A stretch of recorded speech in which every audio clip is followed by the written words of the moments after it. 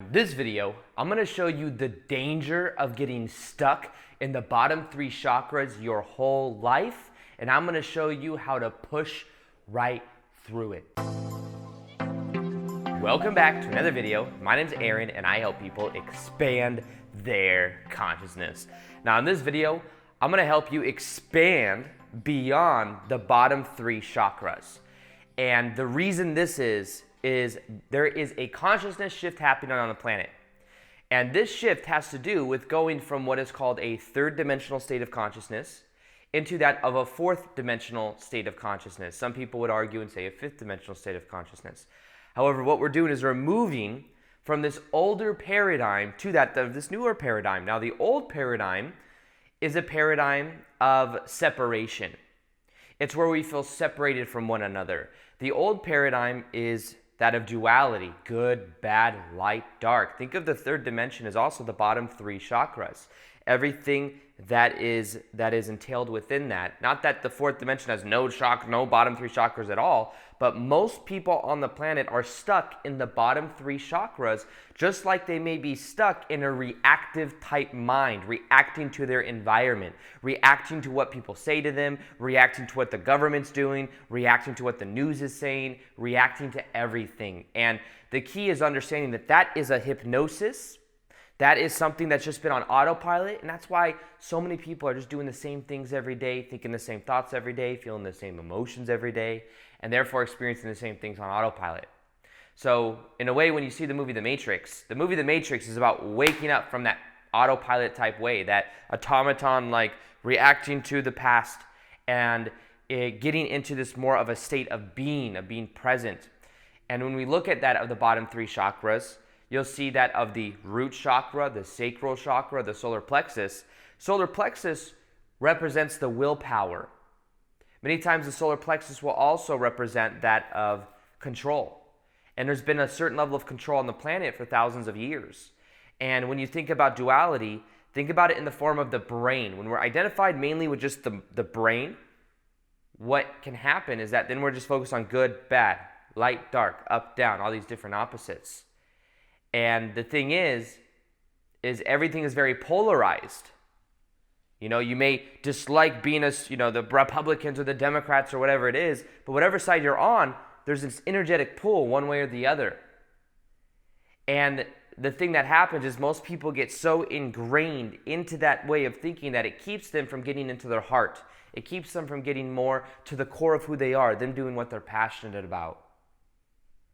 And right now on the planet, what's happening is we're moving from this level of control, this duality, into more of a heart-based reality where we feel more connected to each other. You see, the reason what you put out is what you get back, the reason that is true is because what you do to someone else, you do to another aspect of you.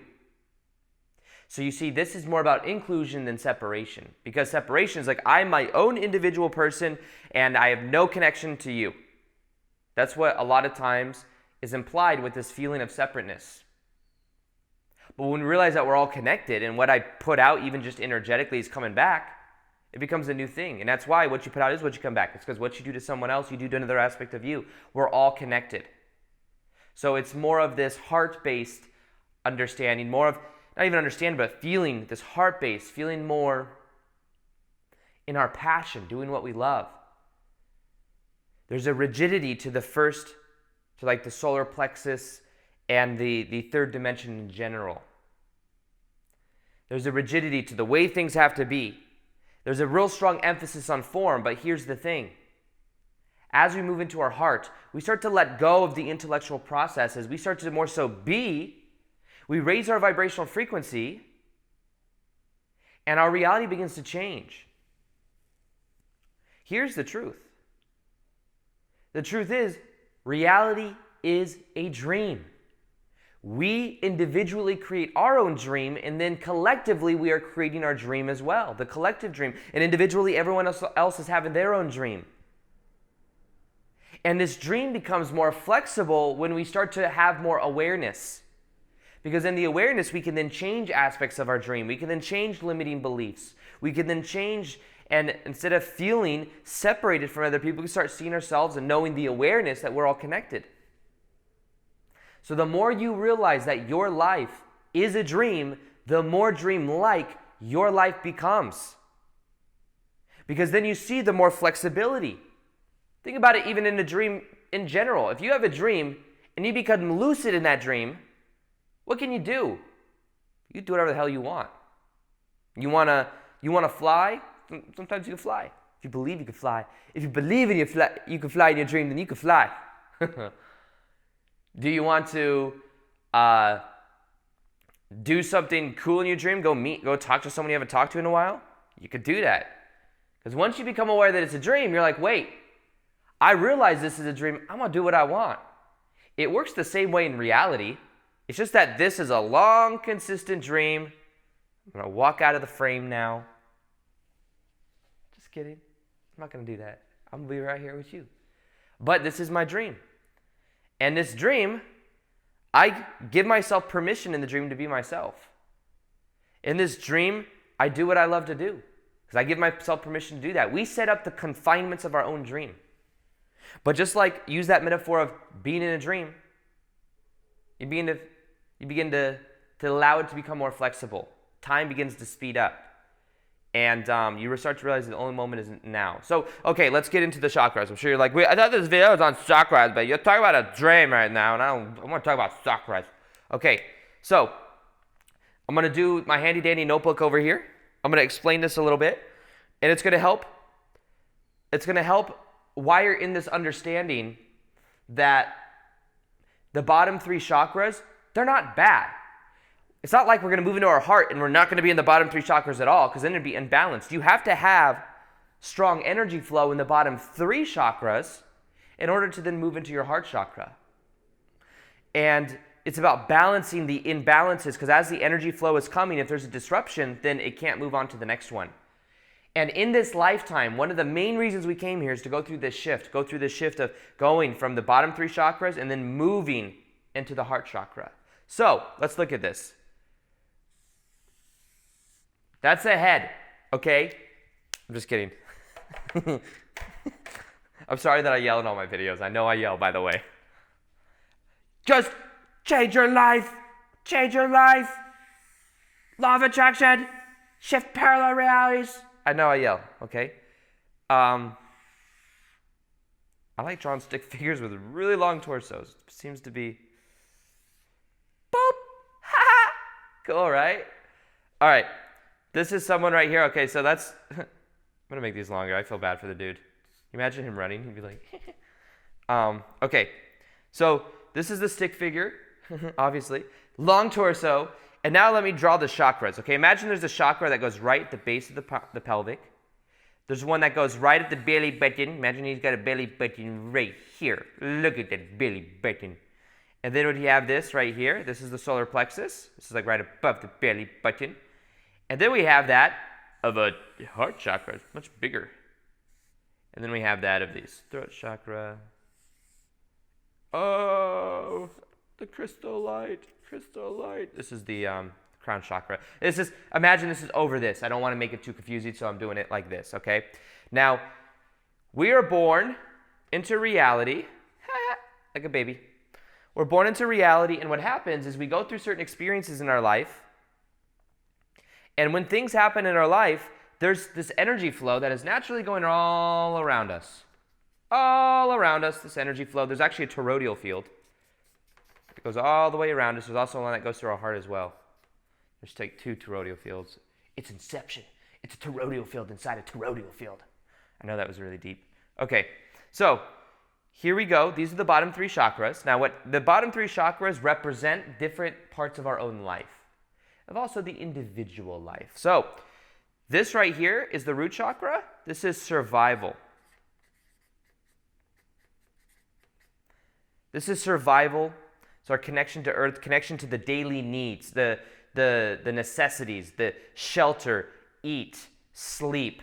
This is what the survival, will I have enough? Do I have enough to get by? If we feel like our survival is threatened, we will have some type of blockage inside of the root chakra. Now, many times as well, there'll be a blockage in root chakra if you were to go to third world countries, because a lot of them don't have the basic necessities. the bare necessities, you could say. And because they don't have the bare necessities, I almost want to break into song there. If you know what I mean, you know what I mean. Survival mode, and if you don't have the bare necessities, then this may have an energy block right there. So our root chakra is our survival needs. Are you getting enough sleep? Are you getting that of, do you have shelter? Do you have food? Do you have enough food? What kind of food are you eating too? That's the other thing I'd ask you. What kind of food are you eating? If you're eating low vibrational foods, it might keep you blocked in the bottom 3 chakras. If you're eating dead food, especially like deep fried foods, meats, I'd say focus more on eating higher vibrational food, whatever that means for you.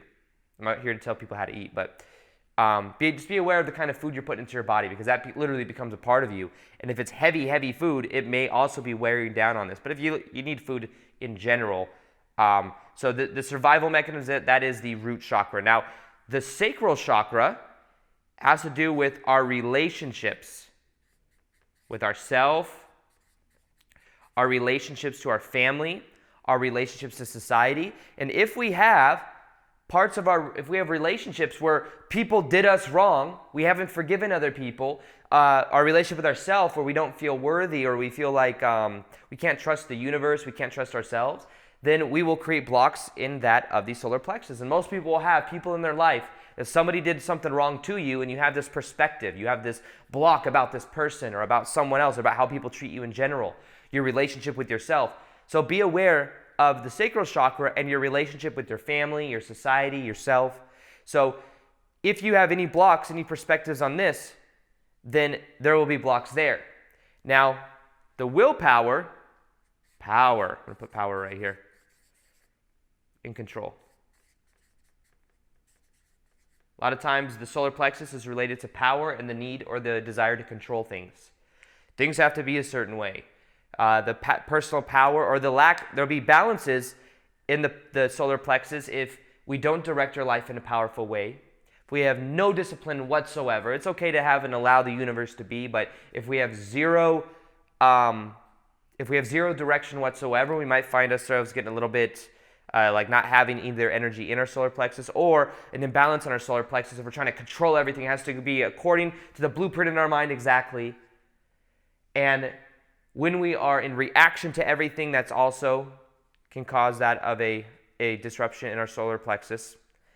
And this a lot of times has to do with you doing what you're doing. Maybe you're working a 9-to-5 job you don't prefer. You go to work every day and you don't like it. That could also cause a disruption in your solar plexus. The shirt I'm wearing is emphasizing my solar plexus right now. I feel so energized. And these 3 chakras, the imbalances in these 3 chakras keep people from getting into their heart center. These 3 chakras right here keep people in a prison. And most people, their whole lives remain in these bottom 3 chakra imbalances. Because it's not bad to be in these 3 chakras. To be in them, I mean, they're just a frequency channel within your body. You're not just in your soul, but if you're in survival mode and you don't know where the food is going to go, you might not be able to even focus on your relationship with other people. You might not even be able to focus on you doing what you're passionate about or a discipline, because you just need food or you just need water. So that's why a lot of times you get into this like very animalistic type nature of like maybe some third world countries. It's because they can't even think about other people. They can't even think about their personal power, because they just got to get by. They just got to put some food in their mouth or get some water or sleep or not be, survival. Also, like, do you feel safe? Do you feel safe walking down your street? Do you feel like you live in this neighborhood where something bad might happen to you? There may be a block in your survival. You watch the news. Oh my goodness, all of this stuff happening in the world. How can I feel safe? Survival mode. The goal of most things that you watch on the news is to keep you within these bottom 3 chakras. Because if you start to get your heart chakra, whoa, are you going to be powerful? And that's not necessarily within the confinements of you just being quiet and going through your automaton type life of in the matrix. So these bottom 3 chakras are where most people stay. Now the danger of that is their whole entire lives are in reaction. Whole entire life. The key to this is understanding the truth.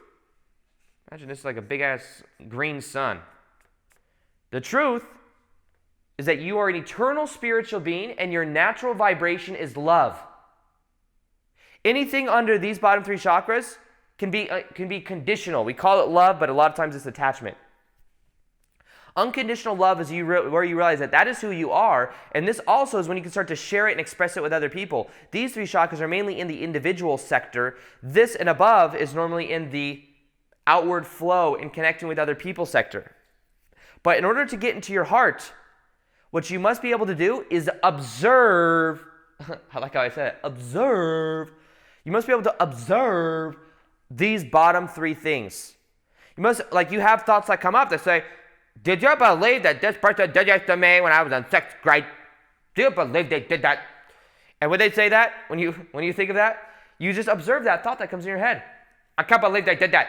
They did that when I was in 6th grade. Oh my God. And I understand, by the way, there could be way worse things that happen. It's like, bro, there's been real bad things, and that's making fun of it, but there's things I could not say that joking around about. But if you joke around about it, I'll tell you what, you start to loosen up a little bit about it too. You know? And they were like, oh, I went through all this stuff. This person said this to me. And then you're like, oh yeah, this person said this to me. Or you're feeling like power and control. You're like, I just need more discipline. I just don't feel like I have discipline. Or you're like, I feel like I'm lazy. Or whatever it is. You start to observe. I just like it now. Observe. I start to observe these bottom 3 chakras. The thoughts that come with it, the levels of identity that come with it. As you become aware of it, as you neutralize its charge, you then start to increase your vibration. It's awareness. It's not the most sexy thing. You know, when I make these videos, if I could just put awareness is the secret to life, it wouldn't get many views. It sucks. I really wish I could put awareness is the key to transforming your life. If I could put that in my videos and they get views, it would be amazing, but they don't.